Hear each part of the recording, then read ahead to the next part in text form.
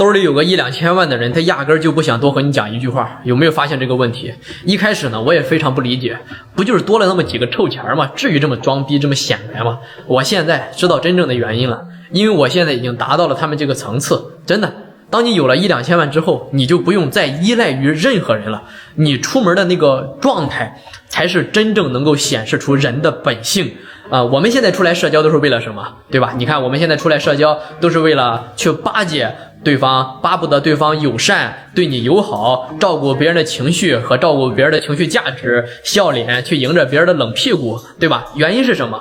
本質還是因為你沒有錢，你需要去社交，你得去拿你有的去換你想要的東西，所以說你得熱臉貼着冷屁股，你得一直去換，一直去換，你就是為了給自己多留那麼一條後路，你每天去陪着別人去笑臉迎臉，對吧？然後再去這個阿諛奉承，你沒有辦法。這不是真實的你，這也不是真正的你。你發自內心的想一想，你也不想這樣幹。有的時候你都不想說話，但是呢，你為了生活，你必須得討別人去開心，你不得已非得這樣去做，必須這樣去做。但是呢，當你人一旦有了錢之後你會發現完全不一樣了，它就是不一樣的效果。你最起碼你吃穿不愁了，有房有車不貸款，對吧？你看就像我現在生活就是天天下去遛個狗，對吧？開開心心的，然後呢專門在做自己賺錢的業務，在自己賺錢的這個領域自己做自己的這個事兒，不被外人去打擾。你這個時候出門你狀態它就是完全不一樣的。我看人就是現在就是夠夠的，根本不想和人交流，多一句話我都不想講。為什麼？你會發現你和他們去講現在這個層次的商業邏輯，他們說你那是傳銷，你跟他說這個生意不錯，對吧？這個地方也不錯，他說這個賺錢純靠運氣。你說這個地段到底適合幹什麼呢？這個地方幹什麼會比較好一點？他說你投資了就得虧。所以說你根本就是你一句話都不想講，你講什麼？講了之後給自己惹一肚子氣，真的，一天好心情跟他講話全都浪費沒了。再就是一個最重要的是，我用不着你，我不需要你的任何的東西，我沒有你們誰我都可以活。說句再難聽的話這句話非常難聽，但也非常現實。朋友出門撞死了跟我有什麼關係？我的1、2千萬還是我的1、2千萬，對吧？他拿不走，我的還是我的。我不知道各位能不能聽懂我講的這個道理雖然有點難聽。所以說你看，當你沒有錢的時候，包括我也一樣包括我現在也是一樣的我就感覺有錢人非常冷血無情殘酷。但是当你真正有了錢之後，你會發現就這樣的，沒錯，就得這樣。我就拿一個最典型的借錢的例子給大家講講如果說你去跟一個有存款100萬的人去跟他們借10萬塊錢，你感覺是好借還是不好借呢？非常好借。那麼如果說你跟有一個趁1000萬的人去借10萬塊錢，你能借到嗎？你借不到，放心，你根本借不到，他根本就不搭理你的，最多用個理由去敷衍你，你根本借不到。因為什麼？有100萬的人，你問他去借10萬塊錢，對吧？你給他打電話，你說喂兄弟，我那個結婚，或者說我那個房貸，或者我買個車，我缺個10萬塊錢首付，對吧？就差10萬了，先幫忙墊一下，然後過幾天還你，對不對？你這樣說了之後，那麼趁100萬的人他很有可能就借給你了。為什麼？因為他有100萬塊錢，他借給你10萬，他借給你的這10萬塊錢就相當於給自己買了一條後路。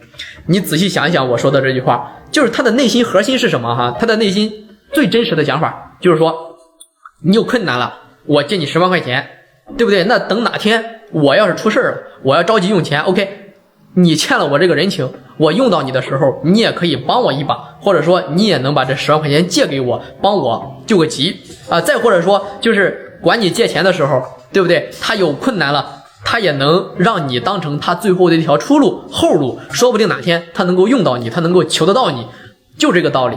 但如果說你想去跟那個有1000萬的人你去借這個10萬塊錢的，我跟你講他根本就不借給你我也借過，他根本就不借給你，他會告訴你不好意思兄弟，我這個錢都買基金了，提不出來再或者說我這個手裡呢也確實沒有現金我這個項目款還等着回來錢呢，我都沒拿回來，我也着急用錢了，底下的工人還等着結賬開工資呢，還在鬧呢，對吧？我最近跟老婆的感情不好要鬧離婚，我的錢呢都在老婆手裡管着，我也沒法去要實在不行，對吧？我也不是不借給你我實在是沒有辦法，我現在也挺困難的為什麼不借給你？為啥這個感覺你就感覺這個人他是無情的，對吧？他有錢他為什麼不借給你你明知道有錢他就編個理由告訴你因為他不需要你，哥們兒，因為他不需要你，哥們兒，他不需要你還他的人情，這輩子他都用不到你。所以說，有錢人是遵循內心的這種真實想法的一種心理的狀態，就是我想着我怎麼開心怎麼過，我怎麼開心我怎麼來，就這種狀態，我不需要聽任何人解釋，就這樣的。我現在接觸到的人哈，幾乎不能說全部吧，幾乎都是這樣的。越有錢的人，他是越不講感情的，真的是这句話。我記得之前我在借錢這方面也是有困擾的，就別人來問我借錢，借個幾萬塊錢，對吧？其實我也手裡有，但是呢，我就很糾結，不知道該借還是不該借啊。当然，如果說你也是存在這種困惑的，你聽我講完。我問過一個前輩，這個前輩呢跟我說，如果說你在錢這方面去講感情，那 OK， 你這1-2千萬很有可能很快就會被騙光掉啊。可能有的朋友他都聽不到這兒我這個視頻，但這都是血淋淋的教訓，也是我說的一個實話，就是有錢人用不到你，這是一句真話。那你為什麼用不到你？因為你的關係都是底層的關係，他用不到。如果哪天這個人一倒了，他也指望不上你，对吧？如果說你跟我借錢，那我為什麼要借給你呢？處于這種情況下，對吧？給你編個理由說我手裡沒錢，這已經是非常尊重你了，沒有直接不搭理你就是非常尊重你了。就是我現在也在遵循這種狀態，就是1-2年前不帶發一條信息的這種的同學啊朋友啊，突然之間給你發了一條信息，你好在嗎？或者說在嗎兄弟，在嗎姐妹，在嗎同學啊，最近有點急，拿2萬塊錢讓我應急啊，等幾天還給你。我現在的狀態直接拉黑啊！你不發消息還發了，直接拉黑，我都不想多和他交流1秒，我感覺多和他交流1分鐘，哪怕1秒鐘，都是在浪費我自己的生命啊，浪費我自己的情感，浪費我自己的情緒啊！當然，我也不怕就是被別人罵，你越罵我，說明我過得越好，難道不是嗎？對吧？你罵我，說明你嫉妒我呀！你罵我，說明我過得比你好啊！寧要人罵，莫要人可憐，說的就是這個道理，各位。